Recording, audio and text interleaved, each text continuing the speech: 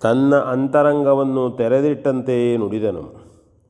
ಅಂಗದ, ನೀನು ಸುಗ್ರೀವನನ್ನು ಇನ್ನೂ ಪೂರ್ಣವಾಗಿ ತಿಳಿದಿರುವಂತೆಯೇ ತೋರುವುದಿಲ್ಲ.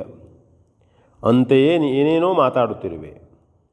ನಿನ್ನಂತಹವರು ಹೀಗೆ ಮಾತಾಡಬಾರದು. ನಿನ್ನ ಮೇಲೆ ನಮ್ಮ ಕಪಿರಾಜನಿಗೆ ಪುತ್ರವಾತ್ಸಲ್ಯವೇ ಇದೆ ಎಂಬುದನ್ನು ನಾನು ತಿಳಿದಂತೆ ಇನ್ನೂ ಯಾರೂ ತಿಳಿದಿರುವುದಿಲ್ಲ. ಬೇಕಿದ್ದರೆ ವಯೋವೃದ್ಧರಾದ ಈ ಜಾಂಬವರಲ್ಲಿ ಕೇಳು. ಸುಗ್ರೀವನನ್ನು ನಿಂದಿಸುವುದು ನಿನಗೆ ಭೂಷಣವಲ್ಲ, ಯುವರಾಜನಾಗಿ ಸರಿಯೂ ಅಲ್ಲ. ಶ್ರೀರಾಮನ ಅನುಗ್ರಹವು ಕಿಷ್ಕಿಂಧೆಯ ಮೇಲೆ ಬಿದ್ದಿದೆ ಅಂತಲೇ ಯಾವ ಕೆಲಸಕ್ಕೂ ಬಾರದ ನಾವು ಇಂತಹ ಮಹಾಕಾರ್ಯಕ್ಕೆ ನಿಯೋಜಿಸಲ್ಪಟ್ಟೆವು. ತಪ್ಪು ಮಾಡಿದರಲ್ಲವೇ ನಮಗೆ ಶಿಕ್ಷೆಯಾಗಬೇಕಾದುದು. ನಾವು ಪ್ರಾಮಾಣಿಕರಾಗಿ ನಮ್ಮ ಕೆಲಸವನ್ನು ಪೂರೈಸೋಣ. ಪ್ರಾಯೋಪವೇಶ ಮಾಡಿಯಾದರೂ ಪ್ರಾಣ ಬಿಡುವಷ್ಟು ಮುಂದಾದ ನೀನು ಸೀತಾದೇವಿಯನ್ನು ಅರಸುವುದರಲ್ಲಿಯೇ ಪ್ರಾಣ ಬಿಡಲು ಸಿದ್ಧನಾಗಬಾರದೇಕೆ? ಹುಟ್ಟಿದ ಯಾವನೇ ಆದರೂ ಒಂದಲ್ಲ ಒಂದು ದಿನ ಸತ್ತೇ ತೀರಬೇಕಾಗಿದೆ.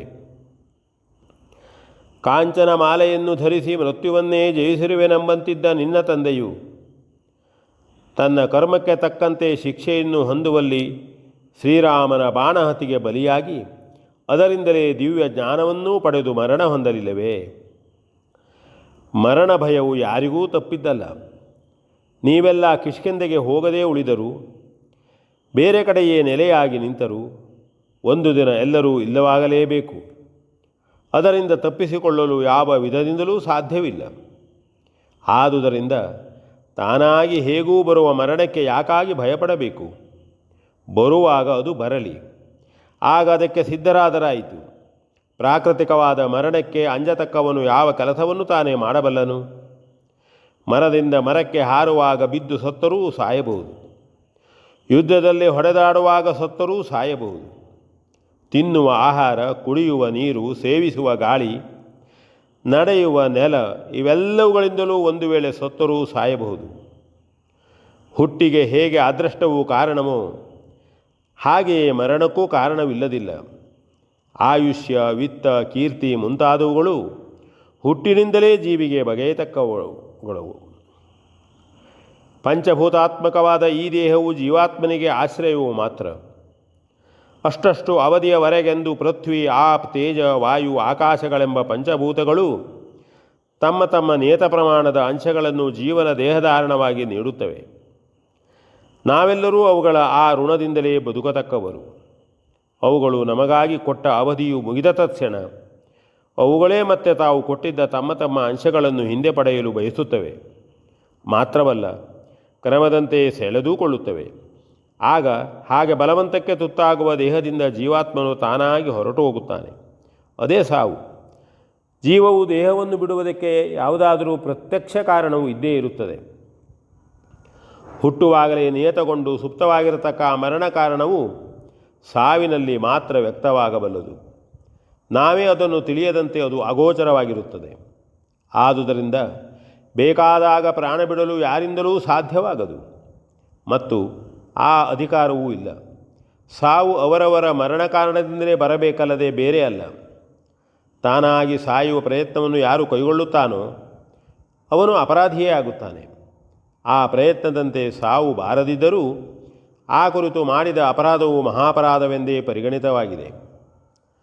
ಸತ್ಕರ್ಮ ಸಾಧನೆಯಿಂದಲೇ ಜೀವನದ ಉತ್ಕರ್ಷೆಯನ್ನು ಹೊಂದಬೇಕಾದ ನಾವು ಪಾಪಕರ್ಮದಿಂದ ಅಪದೆಸೆಯನ್ನು ಪಡೆಯುವುದು ಸರಿಯಲ್ಲ. ನಾವು ಏನೇನು ಮಾಡಬಹುದೋ, ಇನ್ನೇನನ್ನೆಲ್ಲ ಮಾಡಬಾರದೋ ಅವುಗಳನ್ನೆಲ್ಲ ಪೂಜ್ಯರಾದ ಮಹರ್ಷಿಗಳೇ ಶಾಸ್ತ್ರಮುಖದಿಂದ ಸಾರಿರುತ್ತಾರೆ. ಶಾಸ್ತ್ರದ ವಿಧಿ ನಿಷೇಧಗಳನ್ನು ಮೀರುವುದು ಆ ಕುರಿತಾದ ಅಪಪ್ರಚಾರವೆನಿಸುತ್ತದೆ. ಮಾತ್ರವಲ್ಲ, ಅಂತಹ ಕರ್ಮವು ಅಪರಾಧವೆನಿಸಿ ಶಿಕ್ಷೆಗೂ ಪಾಪವೆನಿಸಿ ನರಕಕ್ಕೂ ಕಾರಣವಾಗುತ್ತದೆ. ಆದುದರಿಂದ ಹುಟ್ಟಿ ಸಾಯುವವರೆಗೆ ಬದುಕೋದು ಮಾತ್ರ ಜೀವನವೆನಿಸುವುದಿಲ್ಲ. ಜೀವನದ ಅವಧಿಯು ಮಾತ್ರ ಅದೇ ಆಗಿದ್ದರೂ ಜೀವಿಸುವ ಹೊಣೆ ಹಾಗೂ ಅಧಿಕಾರವು ಸಜ್ಜನ ಸಮ್ಮತವಾಗಿ ಇರತಕ್ಕದ್ದು. ಅಂತೆಯೇ ನಾವು ನಮ್ಮ ಜೀವನ ಕ್ರಮವನ್ನು ರೂಪಿಸಿಕೊಳ್ಳುವುದು ನಮ್ಮ ಕರ್ತವ್ಯವು. ಅದಕ್ಕಾಗಿಯೇ ಸಂಸ್ಕಾರ, ವಿದ್ಯೆ, ಜ್ಞಾನ ಮುಂತಾದವುಗಳನ್ನು ನಾವು ಹೊಂದಿರಬೇಕಾಗುತ್ತದೆ. ಇಲ್ಲದಿದ್ದರೆ ಕೇವಲ ಮೃಗಗಳಿಗೂ ನಮಗೂ ವ್ಯತ್ಯಾಸವೇನು? ನೀನು ಕಿಷ್ಕಿಂಧೆಯ ಸಾಮ್ರಾಟನ ಮಗನು, ವಿದ್ಯಾಬುದ್ಧಿಗಳಿಂದ ಕೂಡಿದ್ದವನು. ಮೇಲಾಗಿ ಶ್ರೀರಾಮಚಂದ್ರನ ಅನುಗ್ರಹಕ್ಕೆ ಪಾತ್ರನಾದವನು. ನಿನ್ನಂತಹವನೇ ಹೀಗೆ ಹೇಳಲು ಮಾಡಲು ಹೊರಟರೆ ಉಳಿದವರ ವಿಚಾರವೇನುಂಟು? ಚೆನ್ನಾಗಿ ವಿಚಾರ ಮಾಡಿ ನೋಡು. ನಾನು ನಿನ್ನ ಪೂರ್ಣ ಹಿತೈಷಿಯಾಗಿಯೇ ಇಷ್ಟು ನುಡಿದಿರುವುದಾಗಿದೆ, ಅನ್ಯಥಾ ಭಾವಿಸಬೇಡ. ದುರ್ಬುದ್ಧಿಗೆ ಸರ್ವಥಾ ಮನಸೋಲಬೇಡ ಎಂದು ಹನುಮಂತನು ಮಾತು ಪೂರೈಸುವಷ್ಟರಲ್ಲಿಯೇ ಜಾಂಬವಂತನು, ಕುಮಾರ ಅಂಗದ, ಸರಿ ಸರಿ, ಈ ಮುಖ್ಯ ಪ್ರಾಣನ ಮಾತುಗಳು ಸತ್ಯವೇ ಆಗಿವೆ. ಮಾತ್ರವಲ್ಲ, ಪರಿಗ್ರಾಹ್ಯವೂ ಹೌದು. ಅಕೃತ್ಯವನ್ನು ನೆನೆಯಬೇಡ. ನಮಗದು ಭೂಷಣವಲ್ಲ. ಬೇಕೆಂದರೆ ಸಾವು ಬರಲಾರದು, ಬರುವ ಕಾಲಕ್ಕೆ ಬೇಡವೆಂದರೂ ಬಾರದಿರದು. ಹಾಗೆಂದು ಕರ್ತವ್ಯ ನಿರತರಾಗಿರುವಾಗ ಒಂದು ವೇಳೆ ಯಾವುದೇ ನಿಮಿತ್ತದಿಂದ ಸಾವು ಸವನಿಸಿದರೂ ಅದು ಜೀವನದ ಸಾರ್ಥಕ್ಯವನ್ನೇ ನೀಡುತ್ತದೆ. ಸುಕೃತಾನುಬಂಧಿಯಲ್ಲದ ಜೀವಿಗೆ ಅಂತಹ ಉತ್ತಮ ಮರಣವು ಪ್ರಾಪ್ತಿಸುವುದೇ ಇಲ್ಲ. ಜಟಾಯುವಿನ ದೃಷ್ಟಾಂತವನ್ನೇ ತೆಗೆದುಕೊಳ್ಳೋಣ. ಅವನು ತನ್ನ ಜೀವವನ್ನೇ ತೆತ್ತರೇನಂತೆ, ವೀರ ಪುರುಷರಂತೆ ಧರ್ಮರಕ್ಷಣೆಗಾಗಿ ತನ್ನ ಕರ್ತವ್ಯವನ್ನು ಪಾಲಿಸುತ್ತಾ ಪ್ರಾಣ ಬಿಟ್ಟನು ಎಂದು ನುಡಿಯುತ್ತಿರುವಾಗಲೇ ಆ ಮಾತು ಪೂರೈಸುವಷ್ಟರಲ್ಲಿ ಸಮೀಪದಿಂದ ಏನೋ ಕೂಗು ಕೇಳಿಸಿತು. ಅತ್ಯಾಶ್ಚರ್ಯದಿಂದ ಎಲ್ಲರೂ ಎದ್ದು ಅತ್ತ ಓಡಿದರು. V N Bhagwat ಪರ್ಬಳ್ಳಿ.